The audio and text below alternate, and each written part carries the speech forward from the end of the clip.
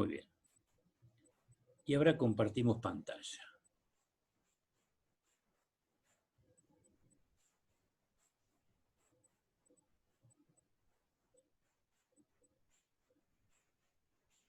Bueno. ¿Ven la pantalla mía? Sí. ¿Sí? ¿Y ven al costado? ¿Ven mi rostro al costado? ¿O no lo ven? Ahí está, ya lo Se saqué. ve. Ahí lo saqué. Bueno, fantástico. Bueno, la unidad 1 de la materia se llama Perspectiva histórica de la economía política. Y tiene varios temas, como veremos a continuación.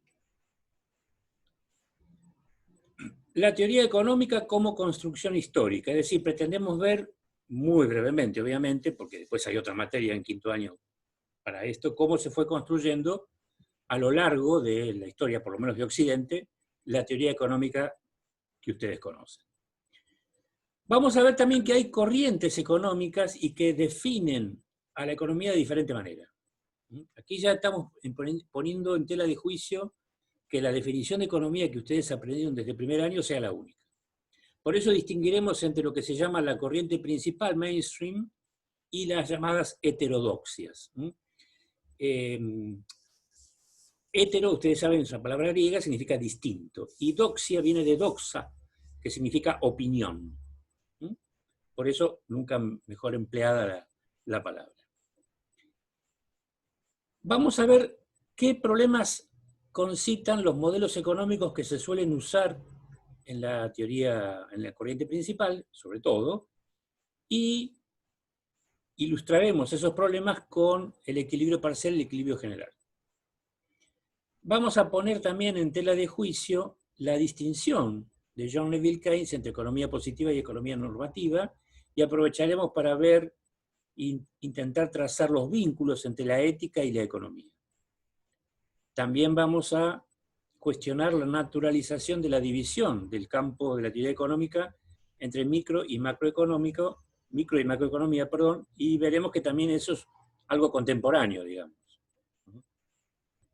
Y por último, y esta es la unidad en la que el grueso de la misma la va a dar el profesor Gallo, la cuestión de la ideología. ¿Y qué vinculación tiene con la economía?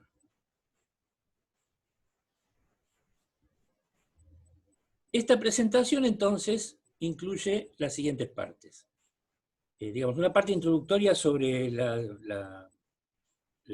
sobre la materia en general, y después arrancaríamos con el tema directamente. En primer lugar, los objetivos generales y específicos que están planteados en el plan de trabajo docente, un planteo sobre cómo se estructuraría esta clase y el desarrollo de la misma.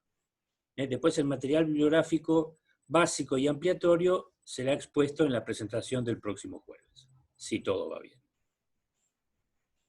Bueno, estos son los objetivos que aparecen en el plan de trabajo docente que, como ustedes ven, tienen que ver con lo que dije hace un rato, ¿no? Objetivos generales. Desarrollar el espíritu crítico y la amplitud de criterio en el estudio de las problemáticas económicas. Consolidar la capacidad discursiva y argumentativa.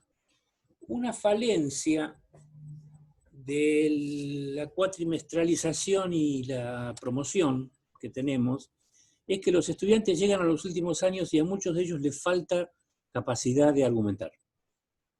¿Sí? Por escrito y verbalmente. Entonces, bueno, como ustedes vieron, la estructuración del de los exámenes parciales y de la APE está orientada en ese sentido. De desarrollar ese tipo de habilidades que ustedes van a necesitar para la presentación de la tesina, por otro lado. Lo mismo con la redacción de textos y la búsqueda, selección y análisis de la bibliografía. A veces uno se encuentra con problemas de ortografía y sintaxis muy serios que arruinan una presentación, digamos. Aquí ya entramos en la parte económica puramente dicha. Visualizar a la economía como una parte. O esto sería meterla en lo que podríamos llamar su contexto de producción. abordar, esto es bien de Marcos, digamos, el análisis de la problemática económica desde una perspectiva holística. Holística quiere decir totalizante. Es decir, no tener, como a veces el mainstream propone, una visión exclusivamente económica de ciertas cuestiones. Y pensar que además de lo económico hay otras dimensiones que, no digo que sean nuestra especialidad, ni mucho menos, pero que merecen ser consideradas. Y comprender a la economía como una disciplina ligada a cuestiones éticas, contra lo que dice Robbins, y comprender, entonces, y esto es muy historicista, digamos, cómo se vincula la economía con la estructura de poder que rige en cada momento. Acá un joven hablaba de teoría social y política. Seguramente allí vieron que la cuestión del poder es un tema central, tanto en la sociología como en la politología. Bueno, en la economía de la corriente principal a veces el poder se deja de lado, salvo, no sé, Buchanan y algunos autores. Bueno, eso a nuestro juicio es un error. En cuanto a los objetivos específicos de la unidad 1 son muchos más modestos. Comprender a qué se llama economía política, es decir, ¿es lo mismo que la economía que aprendimos o hay otra cosa? Bueno, lo vamos a discutir. Los alcances de lo que contiene la misma y las diferentes perspectivas y o enfoques desde la cual se puede considerar a la misma. Y conocer las vinculaciones entre economía, ética e ideología y qué es lo que dicen las corrientes teóricas sobre esta vinculación. Por lo tanto, entonces, en atención a lo que nos interesa ver hoy,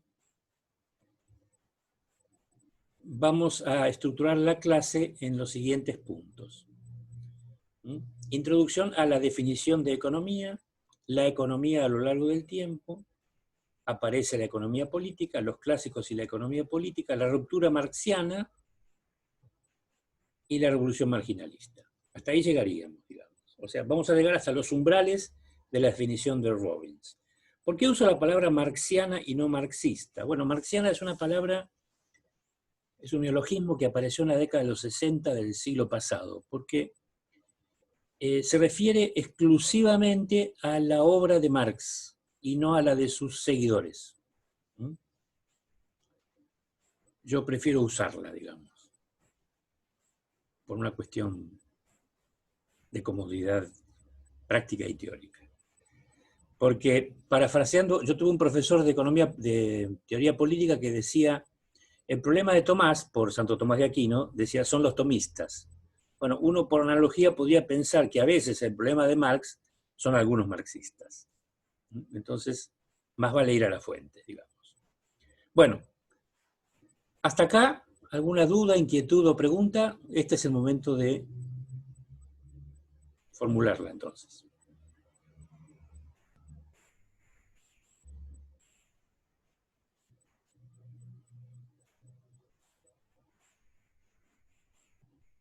¿Puedo seguir? Sí, sí. ¿Puedo seguir entonces? Bueno.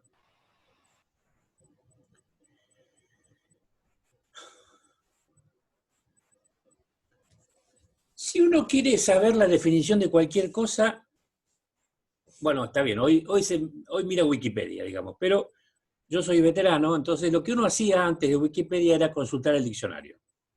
¿Sí? Como tenemos la suerte de que el diccionario de la Real Academia de la Lengua Española está en línea, lo primero que hicimos fue consultar el diccionario de la lengua. Fíjense, cualquier diccionario, cuando una palabra es polisémica, es decir, que tiene más de un sentido, ordena los sentidos en orden decreciente. Entonces, fíjense lo que dice el diccionario de la Real Academia.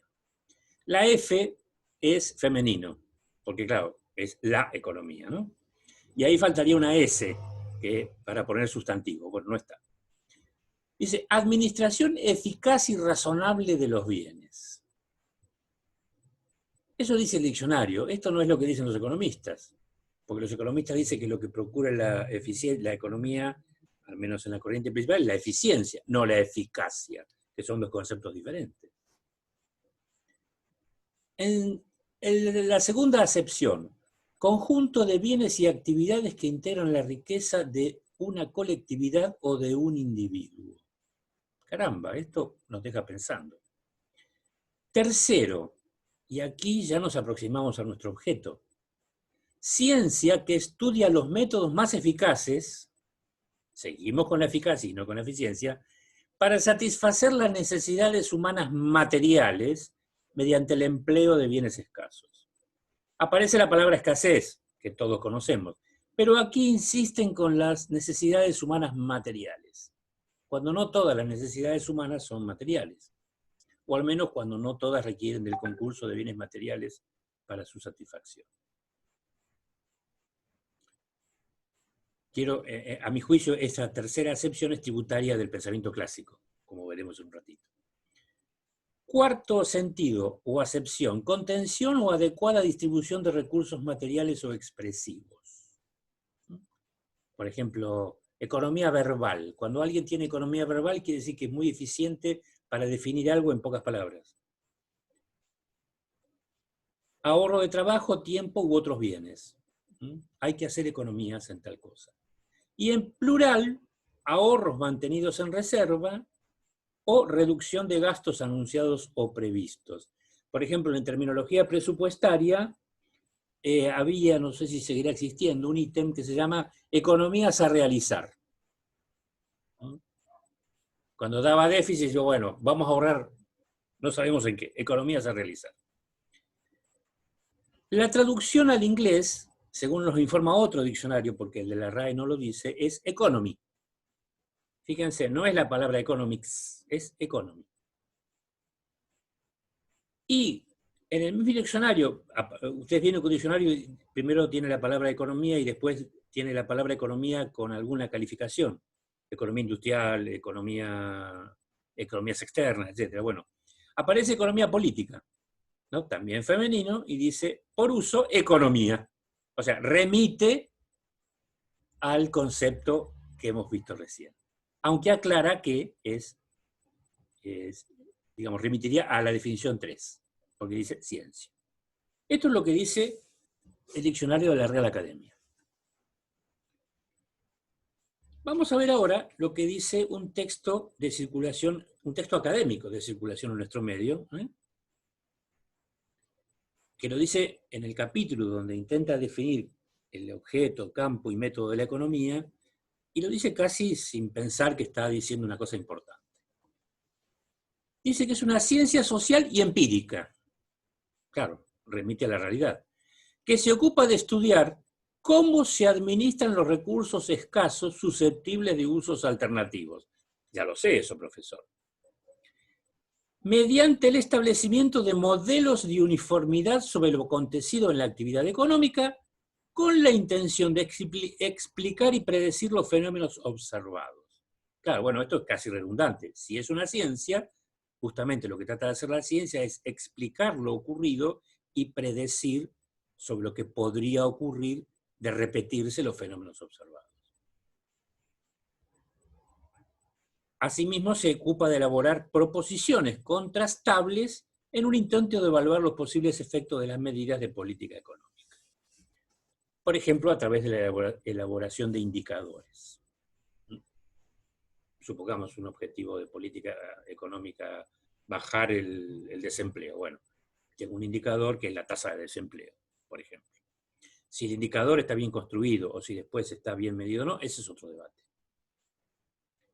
Esto está en el texto de Mochoni Baker, Economía, Principios y Aplicaciones, en la primera edición de 1993. Por supuesto que esto es la culminación de todo un proceso de razonamiento, ¿no? y de una breve historización del concepto de economía que hacen estos dos autores. La hace Mochoni, en realidad. Baker colabora con la parte argentina. Nosotros vamos a empezar desde el principio. Pero antes, perdón, mea culpa. Estos son los conceptos fundamentales, ¿no?, de la definición. Administración de recursos escasos. Escasos en el sentido de Robbins, ¿no? O sea, escasos frente al cúmulo de necesidades humanas. que además son pasibles de usos alternativos, con lo cual obligan a la actividad humana para elegir cuáles de esos usos serían los más convenientes. Aquí hay modelos, o aquí se habla de modelos, que es un tema muy interesante porque el grueso de la teoría económica que ustedes aprendieron se basa en la construcción de modelos, tácitos o explícitos. ¿Y por qué? Bueno, porque ustedes aprendieron que las ciencias sociales en general tienen dificultades para realizar experimentos en situaciones controladas, y por lo tanto tienen que recurrir a un problema alternativo, como lo llama Baumol, que es el modelo, del cual hablaremos oportunamente. Y, bueno, lo que la ciencia hace, o intenta hacer, explicar y predecir. Decía entonces que nosotros vamos a ver cómo fue evolucionando el concepto de economía en Occidente, bueno, porque por la etimología y el origen del mismo. La economía a lo largo del tiempo. La palabra economía, obviamente, proviene del griego, y es la conjunción de dos vocablos, oikos y nomos. Oikos y nomos, dando origen a la palabra oikonomía, como todavía se usa en alemán, por ejemplo. Hasta donde sabemos hoy, aparece por primera vez en un texto, oikonomikos, que se traduce como económico, de un autor griego, Jenofonte. Ahí tenemos un retrato supuesto de Jenofonte, que era de Asia Menor, era ateniense, historiador, filósofo, economista, militar, que vivió entre el siglo V y el siglo IV a.C. Una trayectoria de órdago, digamos. Discípulo de Sócrates, más o menos contemporáneo de Platón, y tiene un libro extraordinario, Anábasis, o la expedición de los 10.000, que narra una aventura militar que le tocó comandar en el Imperio Persa, y en la que dicen, se inspiró después Alejandro Magno para hacer la campaña que terminó con la conquista del Imperio Persa un siglo más tarde.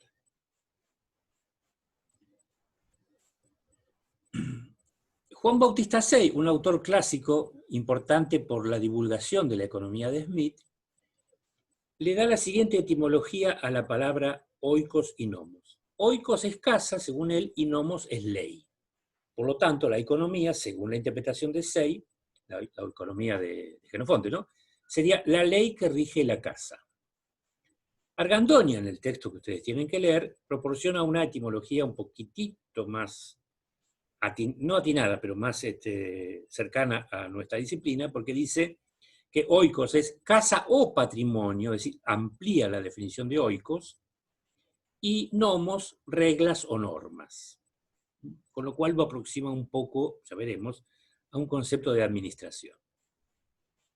Una autora española, Mirón Pérez, en un artículo muy, muy interesante, con una perspectiva de economía feminista, nos informa que oikonomía es una palabra compuesta, bueno, sí, ya lo sabíamos, que junta un sustantivo oikos y un verbo nemo, al que ella le da otro significado, el significado de distribuir o administrar. Entonces, para Argandoña, según la etimología que vimos hace un rato, la oikonomía sería un conjunto de reglas para el gobierno del patrimonio familiar. Durante mucho tiempo, muchos autores asimilaron esta definición a lo que se llamó economía doméstica, lo cual es erróneo. Porque para ello tenemos que ver qué era el oikos para los antiguos griegos, que es lo que hace Mirón Pérez. Según ella, la palabra oikos no tiene un equivalente en nuestra lengua, en el español o castellano. Ha sido traducido como casa, hacienda o familia, que según la opinión de esta autora, son limitados y que definirían aspectos o fragmentos de lo que el oikos era en realidad para los griegos clásicos. Además de que ya el término de por sí era ambiguo. Y como pasa a veces con muchas palabras inglesas, que se definen por el contexto en el cual son dichas. Así, Mirón Pérez nos da 3 significados diferentes para oikos. El primer significado, el más obvio, es este de casa en el sentido material, la vivienda. El espacio físico donde habita la unidad social básica, que para Aristóteles es la unión entre hombre y mujer, o varón y mujer.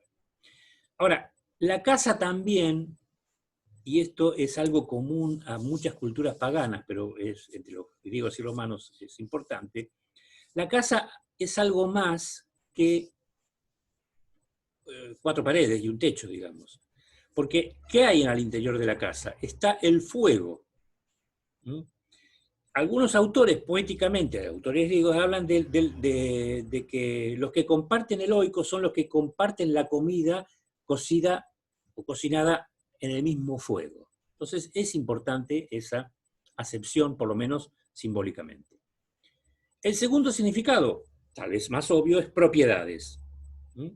Engloba entonces los bienes inmuebles, la tierra, básica en una sociedad agrícola ganadera como la sociedad griega, más los bienes muebles, que pueden ser animados como inanimados. Aristóteles incluiría entre los bienes muebles animados, por supuesto, a los esclavos. Él los llamaba herramienta humana. Pero qué sé yo, también puede estar los bueyes. Como el poeta Hesíodo dice en un fragmento que transcribe la autora, primero casa, mujer y buey de labranza, dice Hesíodo, que escribe varios siglos antes que Jenofonte en un libro muy famoso, Los trabajos y los días. Oikos también hace referencia a lo que hoy llamaríamos la familia nuclear. Los componentes humanos libres, es decir, no incluye a los esclavos, que están dentro del oikos. La asociación del varón y la mujer y el producto de esa asociación, que son los hijos. Entonces, según lo que define la autora, el oikos, que englobaría estas 3 partes componentes que hemos mencionado, es un ente que produce y reproduce, casi una definición cuasi marxista, digamos, la vida material de sus integrantes, al proporcionarles los soportes materiales e inmateriales que garanticen la reproducción de la especie. Es entonces una entidad económica, que es la base de la economía griega. Hay algunos filósofos que hablan de la polis, de la ciudad, como un conjunto de oikos. Y por lo tanto, a diferencia de lo que nuestro flujo circular de la renta pretende universalizar, el oikos es a la vez una unidad de producción y una unidad de consumo. Lo cual no quiere decir que los oikos realicen intercambios de excedentes. Es otro tema. Luego, entonces, a mí no me interesa tanto el oikos como la economía. Según la autora, la oikonomía era el saber que trataba sobre la administración de esta célula social básica, que ustedes se dan cuenta que es mucho más que administrar el patrimonio familiar. Aunque Jenofonte limita la oikonomía a un saber teórico, episteme, que hace que los hombres puedan acrecentar su oikos, acrecentar el tamaño de sus propiedades. Y de eso se trata la obra Económico. Es un diálogo sobre esta cuestión, cómo acrecentar las propiedades. Episteme es una palabra griega que juega una oposición con la palabra tecne, de la cual se deriva técnica. De episteme también sí derivan las ciencias. Por eso aquí Jenofonte puede hablar de la ciencia.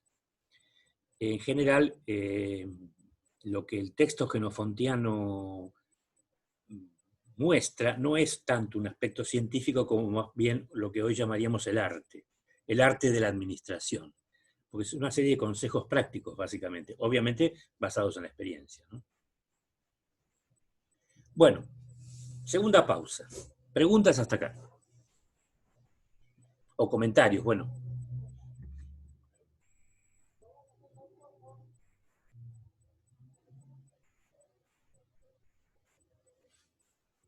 ¿No me dicen nada?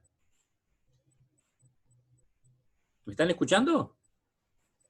Sí, sí. Sí, yo Nada, no. nada que abonar por ahora. No hay dudas. No hay dudas. ¿Quién dijo no hay dudas? Siempre hay dudas, señor.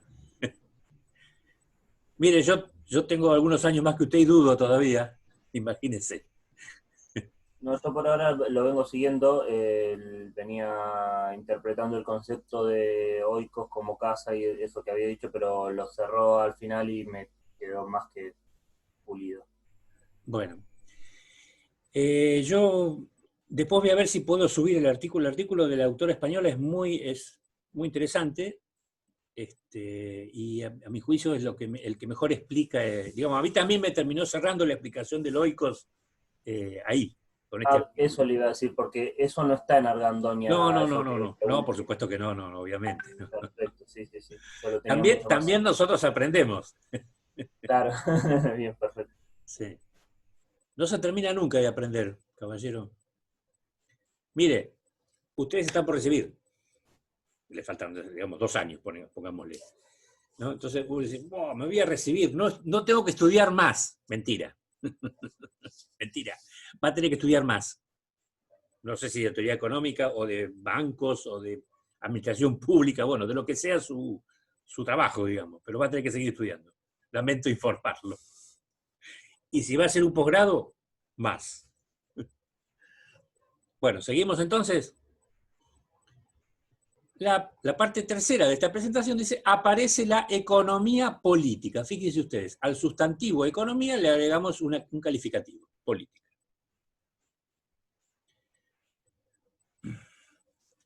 La noción de economía o economía que hemos visto, no solo es aceptada por los griegos, sino también por los romanos, y también atraviesa gran parte del pensamiento medieval europeo, básicamente los autores del cristianismo, de la escolástica. Pero además, los escolásticos heredan otra noción del pensamiento griego, que en este caso es de Aristóteles, que es la crematística. Que fíjense que, si uno lo ve, la crematística se parece más a lo que hoy es la economía. Porque la crematística se refiere a la actividad que busca el beneficio material, mediante el intercambio de productos o de dinero, que para el filósofo griego es algo poco recomendable o directamente parasitario. Claro, el filósofo griego, dueño de un oikos, ya tenía su situación económica resuelta, ¿no? Entonces, no necesitaba hacer este tipo de intercambios como podría ser un comerciante extranjero que se instalaba en Atenas, o bueno, ese tipo de individuos que los filósofos miraban con desprecio, de alguna manera. También Mirón Pérez hace una reflexión sobre esta cuestión, pero bueno, está fuera de nuestra temática. El texto de Jenofonte no solo fue leído en Grecia, sino también fue leído en Roma, por supuesto por las clases cultas, ¿no? Y en Europa, con el Renacimiento, con la vuelta hacia todo lo clásico, también tuvo un éxito importante hasta el siglo XVIII, prácticamente. En el mundo romano lo traduce Cicerón, un filósofo muy importante, no sé si la señorita Chiarini nos está escuchando porque ella sabe mucho de Cicerón, y a través de esa traducción influyó sobre los agraristas romanos, Varrón, Columela y Plinio, y sobre los primitivos autores cristianos. Básicamente por la defensa encendida de la cuestión agrícola, que para Jenofonte era la más noble de todas las actividades. Ahora bien, en la modernidad, fíjense ustedes, a inicios del siglo XVII, se publica una obra, en realidad no fue en París, sino que fue en Rouen, de un francés, un dramaturgo, aventurero, un busca, digamos, hasta que encontró lo que buscaba y obtuvo un título de nobleza.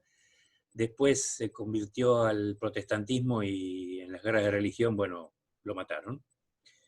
Pero escribe esta obra que se llama Tratado de Economía Política, con lo cual, sin saberlo, va a crear un nuevo concepto. Es el primero que le agrega a la palabra economía la calificación de política. El libro, por supuesto, como todos los libros importantes de la época, estaba dedicado al rey, en ese momento Luis XIII, y a la reina madre que todavía estaba viva. Ahí tenemos un retrato, también sacado de internet, de Montchrestien. El libro se divide en 4. 4 partes, en aquel momento se llamaban libros. El primero habla de las manufacturas. Y no solo dice cuáles serían las manufacturas más convenientes para el país, sino que también cómo debiera reglamentarse la introducción y o producción de las mismas. El segundo libro habla del comercio y es, obviamente, por el espíritu del tiempo mercantilista, es proteccionista. Quiere producir a la industria manufacturera nacional y favorecer su venta al extranjero. Aquí tenemos la portada de ese tratado. Fíjense ustedes que la palabra economía tenía todavía la OE, como en el alemán. Y acá está la dedicatoria, dedicado al rey y a la reina madre del rey. El tercer libro, dedicado a la navegación, seguramente por envidia de lo que en ese momento eran los pueblos navegantes, los holandeses, estudia el desarrollo de la expansión marítima con vista a la expansión colonial. Los holandeses, perdón, los portugueses y los españoles, ¿no? Y el último libro, que es el que ahora nos interesa, trata de los específicos cuidados del príncipe en lo relativo a la administración, asistencia y hacienda. Este es el que nos interesa porque aquí va a estar el meollo de la expresión economía política. Además de ser famoso por el uso de la expresión, para algunos autores es la base de uno de los primeros textos sobre la base doctrinaria del pensamiento mercantilista, aunque tiene antecedentes en otro autor francés, Jean Baudin. Pero más allá de eso, lo que el texto de Montchrétien de alguna manera pone en las bases teóricas es lo que va a ser después Jean-Baptiste Colbert, el ministro de Hacienda de Luis XIV.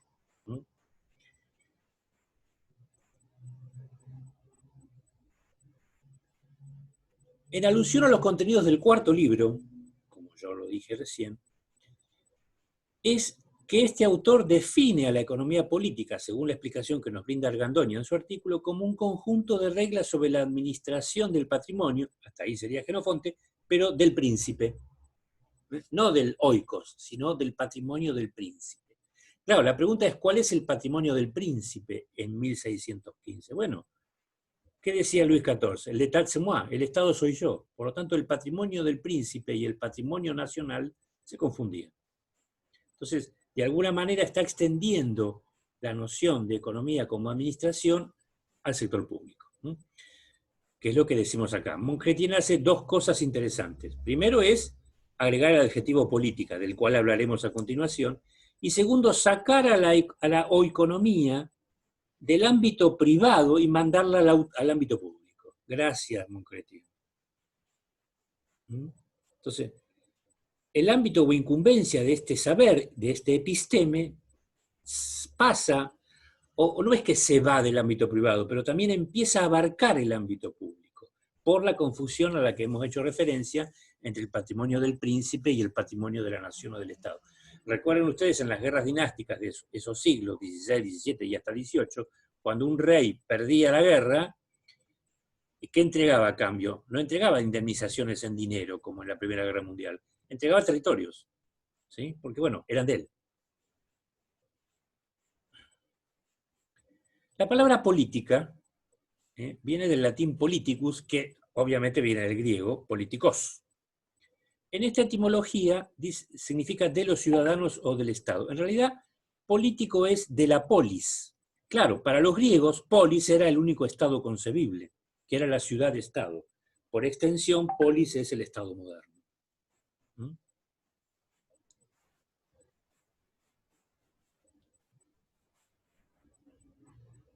Otros autores intentan, no sé si envidiosos, celosos, no lo sabremos nunca, digamos, intentan crear otras denominaciones para rivalizar con el concepto de economía política. Al principio se impone en Francia, después se impondrá en Inglaterra. Pero otros autores, por ejemplo, Antonio Genovesi, va a hablar en su libro más famoso, de 1767, de economía civil. El libro se llama Lecciones de Comercio o de Economía Civil. Y es el primer libro de economía que va a leer nuestro Manuel Belgrano. Cesare Beccaria, otro italiano, que era abogado y economista, va a hablar de economía pública. Ahí tenemos la imagen del Marqués de Beccaria.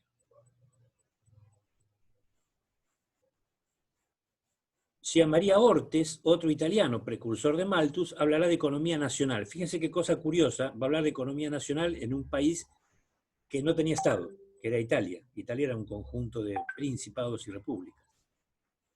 Y William Petty, un autor irlandés al servicio del gobierno inglés, va a hablar de aritmética política, no de economía política. Ahí tenemos la imagen de William Petty, un autor fundamental, para algunos para Marx, por ejemplo, es el fundador de la economía política clásica. Para nosotros es un precursor de la estadística y de la econometría moderna. Por eso habla de aritmética política. Él en una parte dice, en vez de hablar de comparativos y superlativos, voy a hablar de unidades, pesas y medidas. Sería lo que hoy llamaríamos un cuantitativista en economía. Además de haber sido quien descubrió el concepto que ustedes seguramente conocen, de velocidad de circulación del dinero.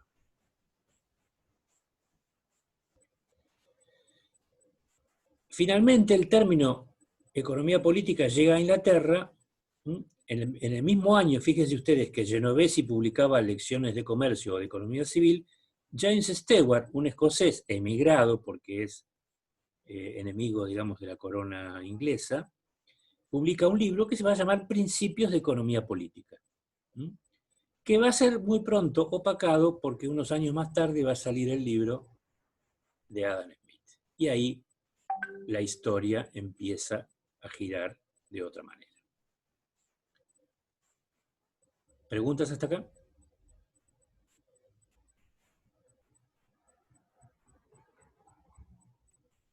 ¿No? ¿Podemos seguir? Sí, sí. Muy bien, sigamos entonces. Los clásicos y la economía política. En 1776 es cuando Smith publica su obra, comúnmente conocida como La riqueza de las naciones, aunque en realidad el título es un poquito más largo, al estilo bien del siglo XVIII. Investigación sobre la naturaleza y causas de la riqueza de las naciones. Obviamente aquí Smith no lo sabe, pero va a fundar una nueva escuela de pensamiento económico que se va a llamar clásica, pero que también podemos llamar escuela liberal.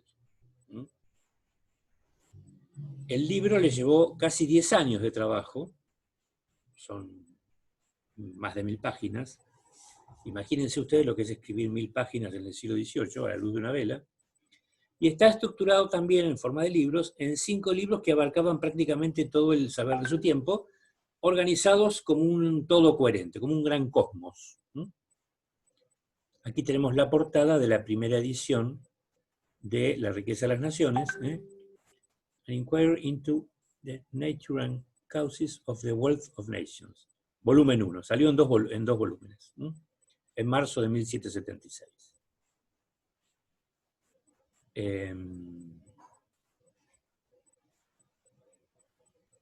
Y tenía esta estructura. Eran 5 libros. Cada uno de ellos, ustedes pueden pausar el video después y leer detenidamente los títulos, es en sí mismo un libro, digamos. El libro 1 es el que abarca el grueso de lo que sería un libro de teoría económica contemporáneo. El libro 2 sería un libro sobre crecimiento económico. El libro 3, que es el más pequeño de todos, sería un libro sobre historia económica europea.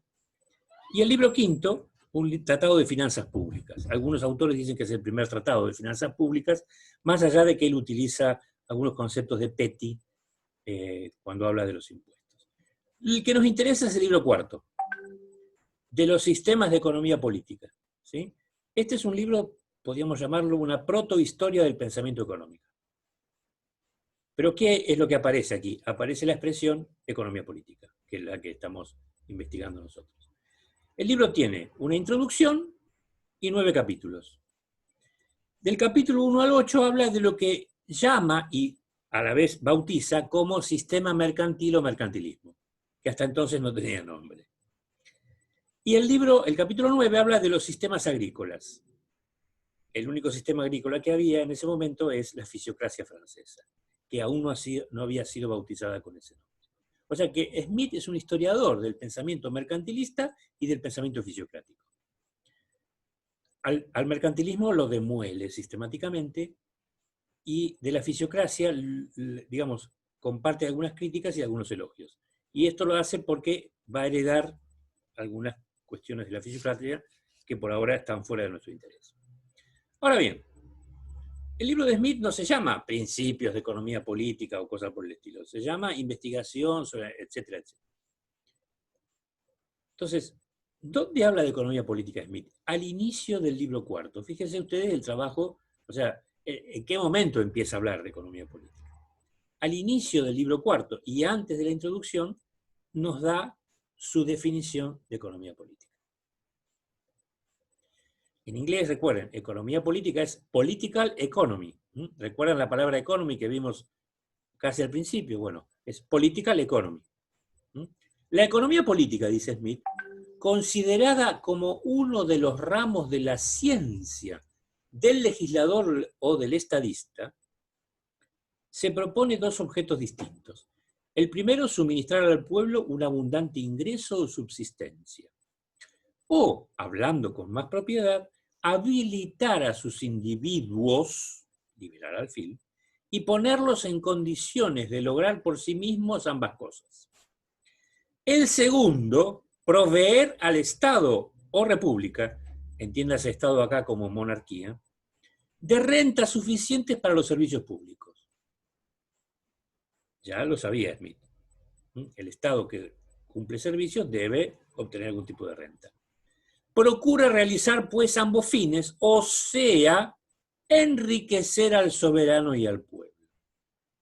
Casi se aproxima a la crematística aristotélica.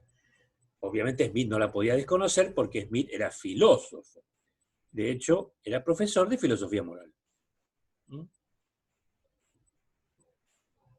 Entonces, la economía política no dice que es una ciencia, pero dice que es una rama de la ciencia del legislador. En términos modernos, dependería de la ciencia política o de la politología. Y esto tiene que ver con la cuestión de el legislador o el estadista es quien administra un Estado, ya sea en su forma monárquica o republicana. Se propone suministrar al pueblo un abundante ingreso, dice. No nos dice cómo. O ponerlos en condiciones de lograr por sí mismos ambas cosas. Capacitarlos de alguna manera. Pero además, proveer al Estado. Smith, que es un gran individualista, no ignora que el Estado debe cumplir ciertas y determinadas misiones, digamos, fundamentales para, no solo para la subsistencia individual, sino también para la subsistencia de esa sociedad. Eso no lo veremos en esta materia. Entonces, la economía política, como rama de la ciencia del legislador, necesita cumplimentar ambos fines. Para los individuos, por un lado, y para el Estado, para el otro. Por eso acá Smith se sincera y dice el soberano. El soberano es el monarca. Smith era un súbdito de la corona. A ver, aunque era escocés, en 1707 se produce la unión de los dos reinos, Escocia e Inglaterra, y a partir de ahí pasa a ser el Reino Unido. Lo cual, bueno, como ustedes saben, escoceses e ingleses se odian cordialmente hasta hoy. No sé si vieron la película Corazón Valiente. Esto está entonces al inicio del libro cuarto de La riqueza de las naciones. Bueno, ¿qué iba a decir otro autor francés, otro autor clásico? Obviamente no conoció a Smith, pero es el divulgador de la economía clásica en el continente, llamado Jean-Baptiste Say. Aquí tenemos su verdadero rostro.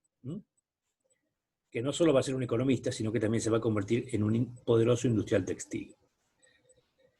La virtud de Say, hasta Marx lo reconoce, es la sistematización, o sea, convierte los principios de Smith convierte el libro de la riqueza de las naciones en un manual que puede ser leído en las universidades. Y de hecho lo va a hacer. Dice Say, durante largo tiempo se confundió la política propiamente dicha, la ciencia de la organización de las sociedades, con la economía política. Escuchen esto. Que enseña la manera en que se forman, es decir, se producen, se distribuyen y se consumen las riquezas que satisfacen las necesidades de la sociedad. Qué contemporáneo Juan Bautista Say. Impresionante. Entonces, la economía política es la economía de la sociedad. El término economía política conviene tanto mejor para designar la ciencia, que otra vez, ciencia, que constituye el tema de esta obra, porque este es el discurso preliminar a su famoso libro, que no puede tratarse de las riquezas naturales, de los bienes que la naturaleza nos concede gratuitamente y sin medida, lo que hoy llamaríamos bienes libres, sino solo de las riquezas sociales, basadas en el intercambio y la propiedad, que son instituciones sociales. Qué cartesiano Juan Bautista Say. Nos dice que la propiedad es una institución social. No dice en ninguna parte que sea un derecho natural. Chapó para Juan Bautista Say.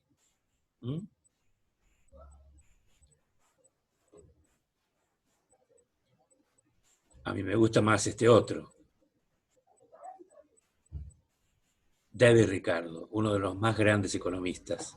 Ustedes van a estudiar con mucho detenimiento la obra a través de las clases de Marcos y su equipo, digamos, que son grandes conocedores. Fíjense lo que dice Ricardo en la introducción a su libro Principios de Economía Política y Tributación, que es, después de La riqueza de las naciones, el libro más importante de la escuela clásica. El producto de la tierra, es decir, todo lo que se deriva de su superficie mediante la aplicación unida del trabajo y de la maquinaria y del capital, aquí están los tres factores, se distribuye entre tres clases de la comunidad, a saber, el propietario del terreno, el poseedor del stock o capital necesario, terrateniente primero, capitalista después, para su cultivo, y los trabajadores, los asalariados, por cuya industria es cultivado.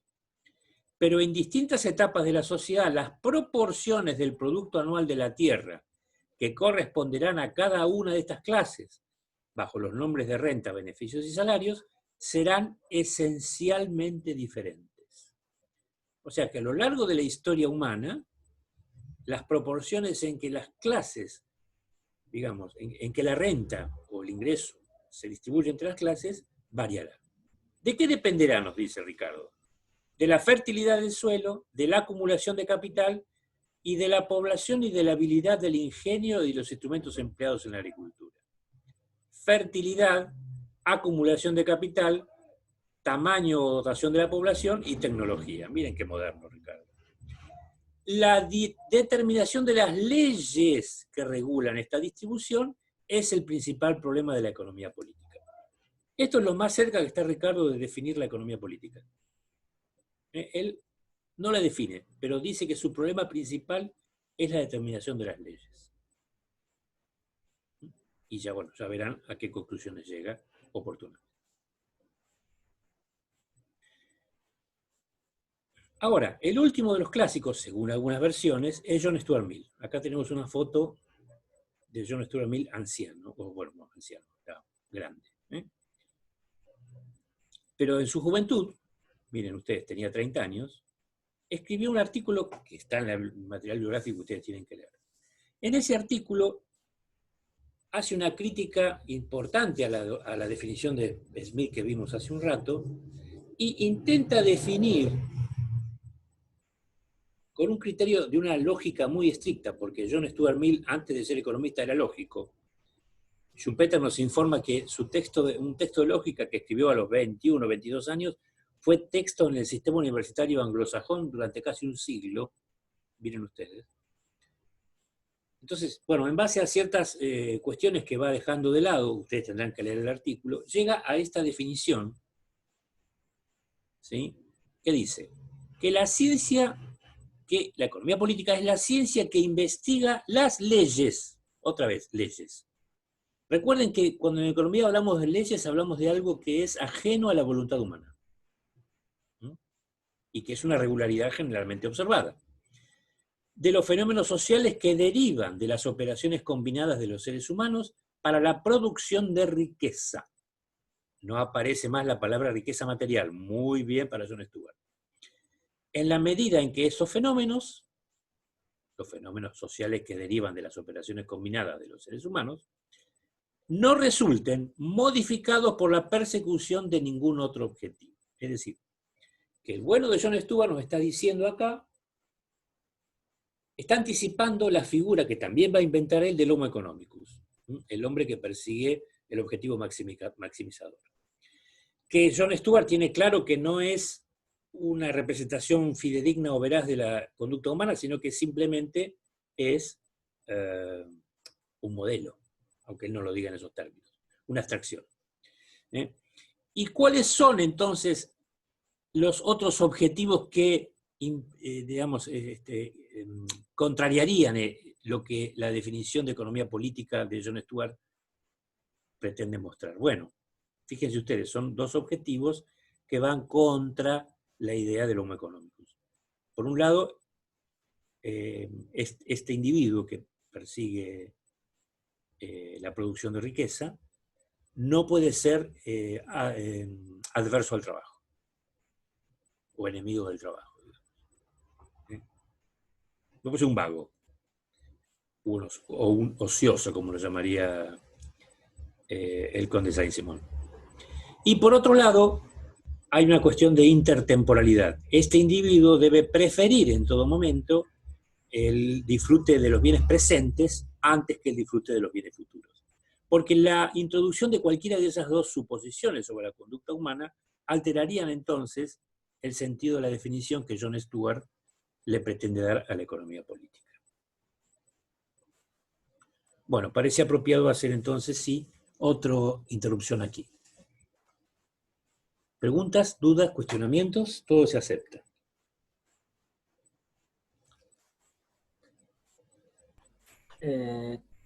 Una consulta. No entendí eso de la relación o de la priorización del consumo actual contra el consumo posterior. O sea, supongo que se refiere al ahorro para la posterior inversión, pero no entendía a qué apuntaba.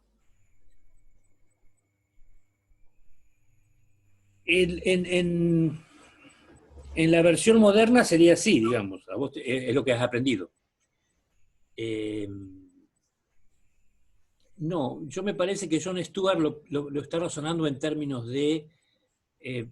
hay un refrán que dice, no dejes para mañana lo que puedas hacer hoy. Bueno, Jon Stewart es devoto de esta idea. Digamos. Entonces, si vos actuás en contra de lo que el refrán preconiza, te desvías de ese objetivo maximizante. Y por lo tanto, si todos los individuos hacen lo mismo, ya la búsqueda de esa riqueza, digamos, material o no, se ve perturbada. Me parece que va por ese lado la interpretación de Jon Stewart. En todo caso, la semana que viene, una vez leído el artículo, lo volvemos a ver. Dale. Hay una cosa importante que, bueno, no está puesta en el texto, pero en la presentación.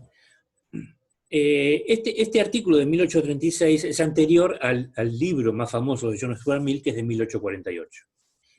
¿Sí? En el libro es donde presenta la figura del Homo economicus, ¿no? Que después va a ser enarbolada por el pensamiento neoclásico. Pero también dice una cosa interesante, porque cuando en el interín entre ambos textos, John Stuart Mill conoce, bueno, a una dama llamada Harriet Taylor, a través de la cual se enamora perdidamente, a través de la cual conoce el pensamiento de los autores socialistas. Entonces, esas leyes que rigen la producción y distribución de las mercancías, que era la definición que los economistas clásicos, discípulos de Ricardo, habían adoptado para la economía política, se ven modificadas parcialmente en el bueno de Jon Stewart. Porque para él las leyes de la producción son inexorables, son leyes de la naturaleza, dice él. Por ejemplo, la ley de los rendimientos decrecientes, que ustedes conocen. Pero las leyes que rigen la distribución esas que a Ricardo tanto le preocupaban, dice John Stuart que son leyes sociales. Esto es, que son leyes históricas, digamos, y por lo tanto pueden ser susceptibles de modificación por la acción humana a través de la intervención pública. Obviamente, existiendo una decisión política en tal sentido. Esto dice John Stuart Mill, y ahí abre una pequeña brecha en el pensamiento liberal individualista ortodoxo. Me parecía que era importante para completar la visión de este autor. Adelante.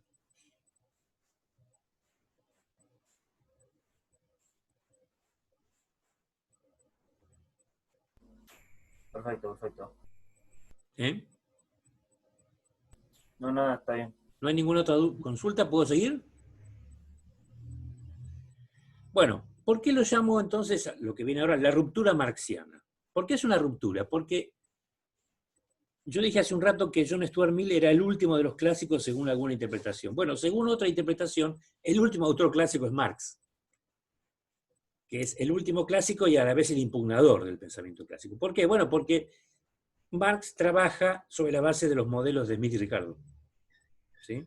A los que admira, o mejor dicho, admira críticamente. Marx ni va a definir ni va a hablar de economía política, sino que va a hablar de crítica, crítica de la economía política, crítica en el doble sentido filosófico de conocimiento, pero también bueno, de lo que entendemos por crítica modernamente, ¿no? Y esa expresión, crítica de la economía política, es el subtítulo del Capital. Es El Capital, crítica de la economía política, que aparece en el primer volumen, publicado en 1867. El único volumen que aparece en vida de Marx. El tomo 2 y 3 lo va a editar Engels. En ese libro, él dice que su objetivo como investigador es, fíjense, descubrir las leyes que rigen el movimiento de la sociedad capitalista. O sea que Marx también es tributario de la visión clásica de que la economía está sujeta a leyes. Pero para Marx las leyes no son eternas y universales, sino que son contingentes a cada uno de los tipos sociales que él va a llamar modos de producción. Y esos tipos sociales no son estáticos, sino que están sujetos a movimiento, es decir, a cambio. Ya lo van a ver eso en profundidad con Marcos. En una obra anterior de 1859, Contribución a la crítica de la economía política, había escrito un poco burlonamente que la economía política es la mejor anatomía de la sociedad burguesa. Donde dice burguesa, entiéndese por sociedad capitalista, ¿no? ¿Por qué anatomía? Bueno, porque nos permitía, según él, desmenuzarla, ¿sí? Y esto también está implícita la idea de que antes de la aparición del capitalismo difícilmente podía haber una economía política en el sentido de Smith y de Ricardo. Bueno, aquí tenemos el retrato, uno de los retratos más famosos de Marx, filósofo, doctor en filosofía, ¿no? Por la Universidad de Jena, que vivió entre 1818 y 1883. Nunca definió la economía política, estrictamente hablando, pero sí lo hizo su amigo, mecenas y compañero de lucha, Engels, en un texto filosófico de 1878, El Antilibre, donde la economía política aparece otra vez como una ciencia que, fíjense ustedes, estudia las leyes que rigen la producción y el intercambio de los medios materiales, herencia clásica, de vida en la sociedad humana. Oscar Lange, un autor polaco que va a tener digamos, su segunda etapa de pensador va a ser marxista, ya en el siglo XX va a definir a la economía política como la ciencia de las leyes sociales que rigen la producción y la distribución de los medios materiales, otra vez, que sirven para satisfacer las necesidades humanas, que se parece mucho a la definición que va a dar Engels en el Antilibre. Aquí tenemos una efigie de Engels en su madurez. Vivió, era 2 años más joven que Marx, pero le sobrevivió 12 años, hasta 1895. Llegamos así entonces al último tercio del siglo XIX, donde la economía política entra en crisis. En realidad no entra en ese momento, ya estaba en crisis desde mediados del siglo. Después de los cuestionamientos a John Stuart Mill, que repetían los cuestionamientos a Ricardo, de numerosos autores, tanto de Gran Bretaña como del continente europeo, John Stuart Mill les da pasto a estos porque se retracta de una parte importante de la teoría clásica, que es la teoría del fondo de salarios, un año antes de su muerte. Se retracta, es decir, dice, no, esta teoría que yo defendí toda mi vida en realidad es falsa. Más las conclusiones contra el capitalismo que los socialistas basados en Marx habían llegado, o a las cuales habían arribado, basadas en el pensamiento de los clásicos. Entonces la economía tiene un problema, digamos, ahí. Quiero decir, la economía desde el punto de vista de la subsistencia del capitalismo. Bueno, en la década del 1870 aparecen entonces 3 obras que van a iniciar una especie de giro copernicano en la disciplina. La expresión giro copernicano tiene que ver con el cambio en astronomía del sistema geocéntrico tolemaico al sistema heliocéntrico de Copérnico, ¿no? Que es un cambio de concepción fundamental sobre cómo está estructurado el mundo. Es un poco aventurado tal vez hablar de giro copernicano, pero bueno, algo de eso habrá. En Inglaterra, en 1871, aparece un libro, La teoría de la economía política, de William Stanley Gibbons. Ese mismo año en Austria se publican Los principios de economía política de Karl Menger. Y en Francia y Suiza, o en todo caso en idioma francés, entre 1874 y 1877, en 2 volúmenes, Los principios de economía política pura de Léon Walras. Fíjense, un inglés, un austríaco y un francés, casi contemporáneos, que redescubren el principio de la utilidad marginal decreciente. Lo redescubren, pongo redescubren porque en realidad el que lo había descubierto era Gossen en 1859, autor que ninguno de estos 3 conocía, que lo conocieron después. Que ustedes saben, ese principio es el principio básico de la escuela marginalista, según el cual el valor de los bienes se mide en función de la utilidad marginal que los mismos proporcionan. Que se da de patadas con la visión, la teoría del valor de la escuela clásica que ustedes van a estudiar con Marcos.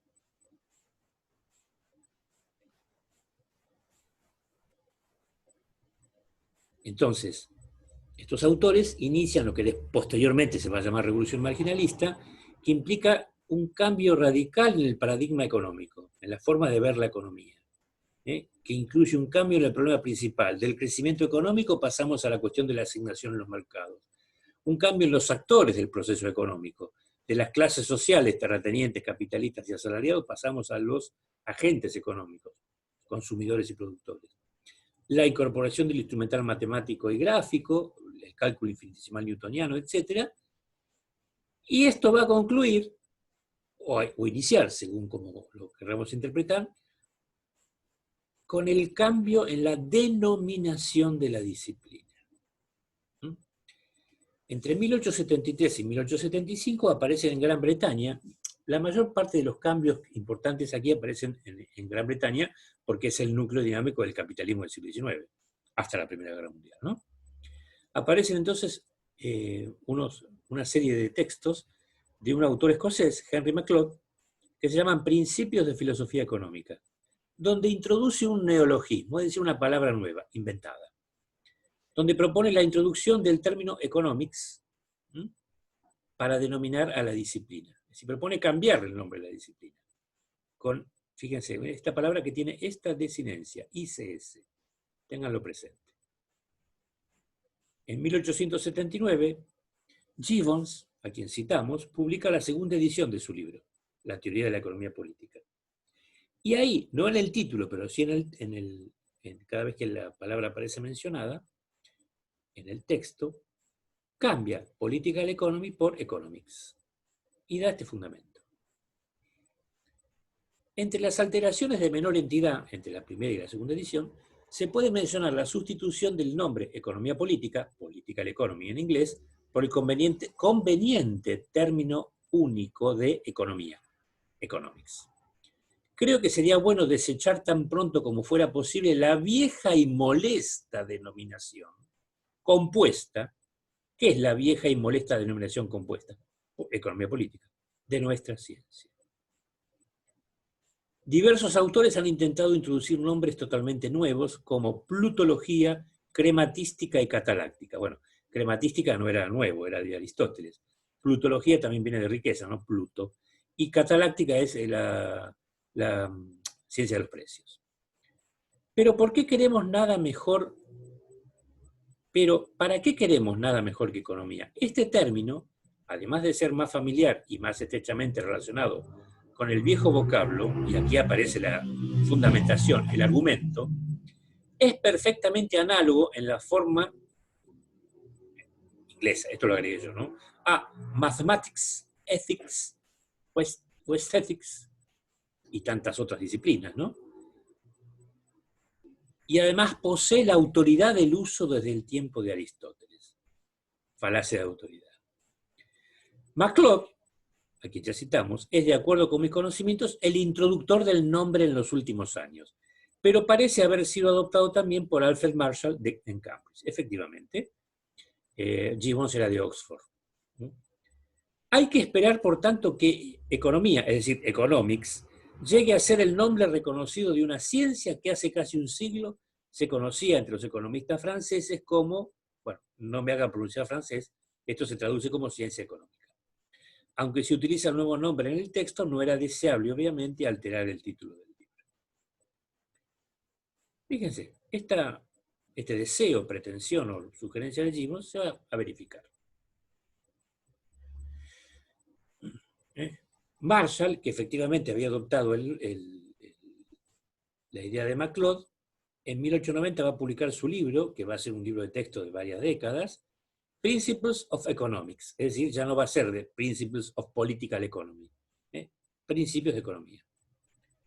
Aunque eso no fue un proceso lineal, no todo el mundo aceptó este cambio, así que hubo discrepancias. O sea, los franceses siguieron hablando de economía política, por ejemplo.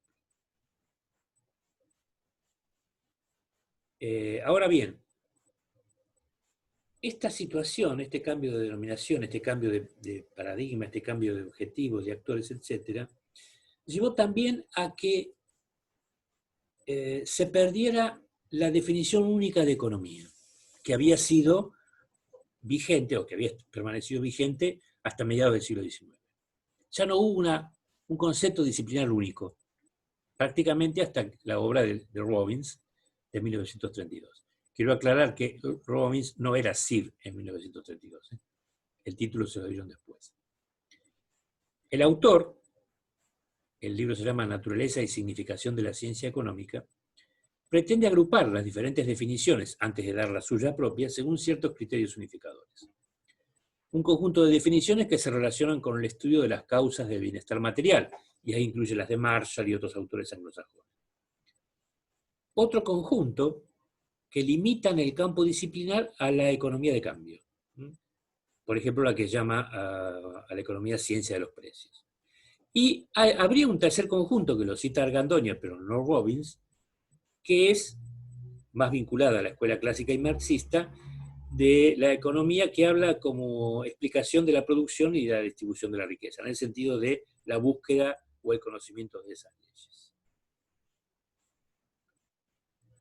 En un intento por superar ese conjunto, entonces Robbins propone una definición que no sea clasificatoria, es decir, enumerar todos los requisitos que deba cumplir la economía, sino que sea analítica. ¿Sí? Que diga, bueno, ¿qué hechos son susceptibles de ser analizados por la teoría económica? Eso es lo que pretende Robbins. Y esta disciplina va a tener un éxito fundamental, se va a volver hegemónica. El jueves que viene exploraremos esa cuestión. Y ustedes ya conocen la definición. Economía es la ciencia, que trata de aquel aspecto de la conducta, obviamente se refiere a la conducta humana, que surge de la escasez de medios para conseguir fines dados. Lo que es escaso son los recursos, y lo que es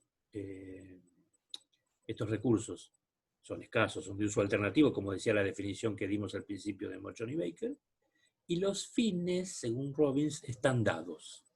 Tendremos que investigar por quién están dados.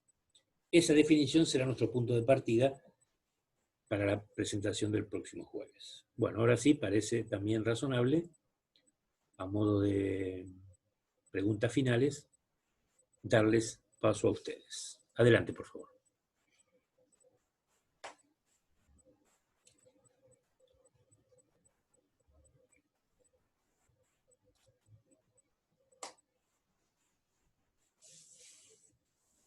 ¿Sí? ¿Me están escuchando? Sí, te estamos escuchando. Sí. Yo no tengo ninguna consulta. ¿Sí? Bueno, digamos, lo que yo intenté demostrar acá es que la definición de economía, digamos, no aparece como Atenea del cerebro de Zeus, digamos, es una construcción histórica. Y no es la única definición posible de la disciplina. Aún hoy no es la única definición. O sea, hay autores que dan otro tipo de definiciones, o hay autores que, reflejando el impacto de la idea de la escasez, modifican sus definiciones para incluir esta idea en la economía, ¿no?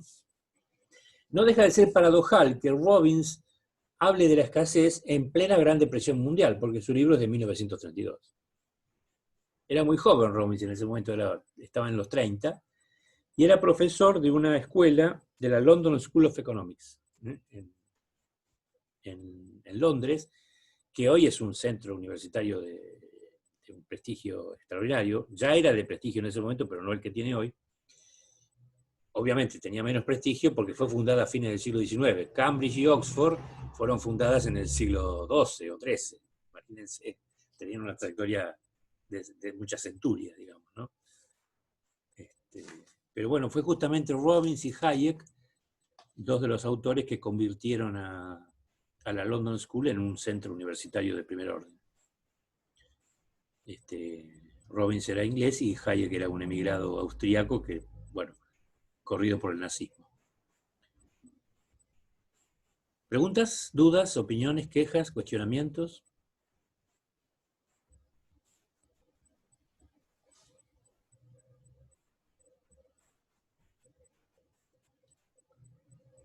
Voy a dejar de compartir la pantalla, ¿eh?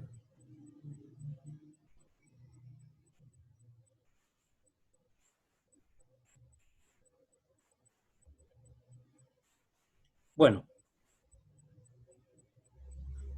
¿Nada para decir?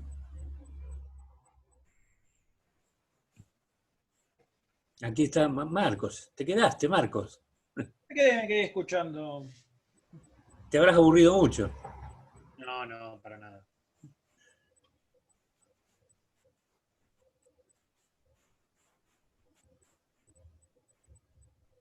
Bueno, jóvenes, si no tienen nada, entonces voy a detener la grabación.